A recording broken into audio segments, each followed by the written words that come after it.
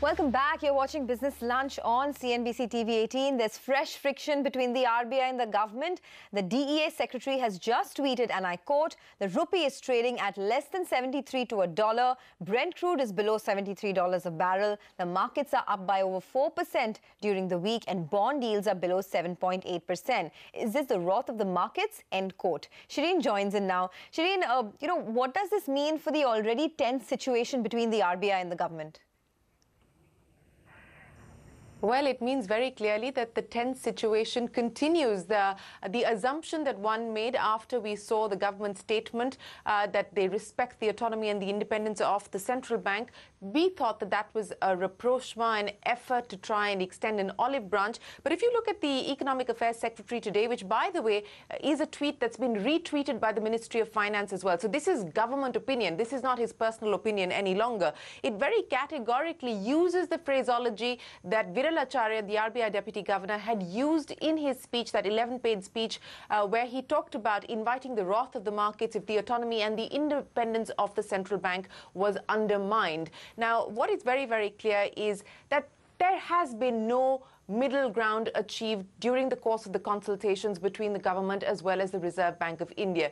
You don't go out there and put out a tweet using the same phraseology. This is almost like taunting RBI Deputy Governor Viral Acharya. So it's very odd for this tweet to have been put out, especially when you heard from the government in its statement saying that consultations with the Reserve Bank are matters of private dialogue and not up for public domain. But then, by putting out this tweet, while you don't comment on the consultation process itself and whether it's under Section 7 or not, we know it is under Section 7, you are adding more fire to an already tense situation. Now, this is a show of hands, so to speak, of both sides positioning themselves and saying, look, we know what we're doing. So it doesn't really help matters for such communication to be put out in the public domain. So where do we go from here now? It's very clear that the communication from the government to the Reserve Bank of India on 3 specific issues have happened under Section 7. The difference is that there has been no direction from the government just yet, but the consultation process is under Section 7, where the eventuality is that the government has the prerogative to invoke and direct the Reserve Bank of India. They have not exercised that just yet. So there is a board meeting on the 19th of November where some of these issues are likely to be taken up. What will be the outcome, we don't know, but it is very clear that consultation clearly does not seem to have worked, because otherwise you would not see this kind of response coming in from the government, especially after you saw that very sort of, what a lot of people were calling a statesman-like statement that had been put out earlier by the Finance Ministry. Even the Finance Minister had refused to say anything more on the current tensions between the Reserve Bank and the government. But let's go across now to Ananta Narayan and Ashima Goel joining us here with us. Ananta, first to you, what do you make of the Economic Affairs Secretary's tweet?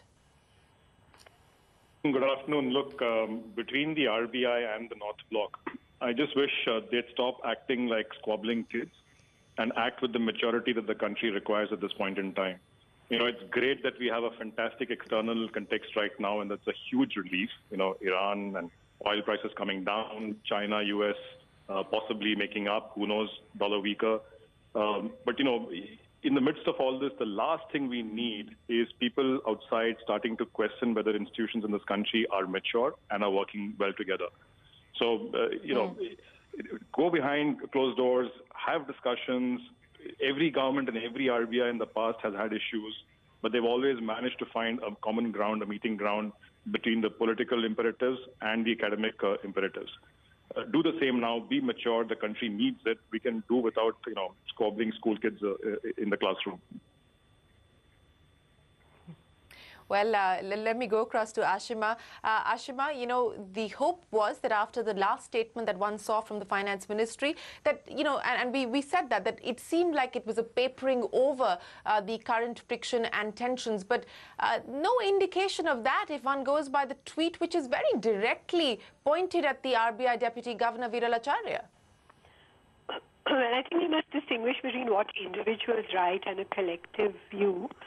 So probably the press it's been retweeted by the Ministry of Finance, Ashima, which is why what I pointed out right at the start. This is no longer his personal opinion. This tweet has been retweeted by the Ministry of Finance. So this is government opinion.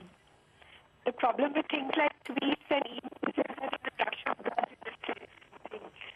So I don't know what the commissions are. It seems like a sort of tit for tat. If someone made a point about foreign investors being likely to take our money, things are fine, and then signs of such market volatility. So, Ashima, we have you on a bad line. We'll try and reconnect with you. But Anant, let me go back to you. And as you rightfully pointed out, what we're seeing play out as far as the markets are concerned is largely on account of domestic factors. I mean, the RBI and the government spat has nothing to do with the way crude prices are headed. It has nothing to do with what the dollar is doing today. So the fact that this seems to be a message that's being sent out yet again, it clearly tells you that maybe there is no attempt at reconciliation even. Look, Shireen, I'm still hopeful, because if you recollect, on Monday morning we started off saying this is going to be a disaster. It wasn't. It looks like some time has been purchased, even though we've seen some, I think, immature handling of situation by everybody. There is still time. If they can still strike a rapprochement, as you said, find a middle ground somewhere, we can actually come out of this looking good. It can be actually evidence that institutions are independent and things work in this country and we have the rule of law. I just hope that good sense prevails. It doesn't matter who's right, who's wrong. For the sake of the country, make sure this is solved behind closed doors in a professional manner. Yeah. Absolutely, Ashima. And that is the hope that while don't put too much by way of what the markets seem to be doing on a particular day, it is imperative that these conversations, this consultation and the dialogue happens behind closed doors, or it just gives more fodder to an already uncertain and anxious class of investors. Yeah, I think that they should realize that there are certain people involved in this debate who believe that working things out in public domain is key. And in a way, if we are mature enough, markets are also mature enough, once we learn from each other, listen to each other, and whatever are invalid points made, and then come to serve via media, it is healthy, right? The government actually said closed doors, but if some people are talking in public, you can't gag anyone in the democracy. But also we should wait for the outcome of the consultation process and see if they work on some sort of idea. Yes. We should give them time. Well, that is the hope. That is the hope. I think that's the collective hope that both the Reserve Bank and the government can find a middle ground, because the issues where there are points of friction are important issues. There are issues of economic importance, and the hope is that this consultation process that is underway under Section 7 will result in a positive outcome. Both sides may have to find a middle path. The question is that where we're headed, given what we continue to see by way of public commentary. But Anant and Ashima, appreciate you joining us here on CNBC TV 18. Many thanks for your time. We'll, of course, check back with you if there are any fresh or further developments of this story. For now, it's back to you guys. Okay, thanks, Shireen, for that. Well, just getting back to the markets then, it's a 200-point gain that we're seeing for the Nifty and the Sensex, which is also at the high point, swap around 673 odd points. We need to wrap up now on Business Lunch, but stay tuned. Mid-Cap Radar just after a short break.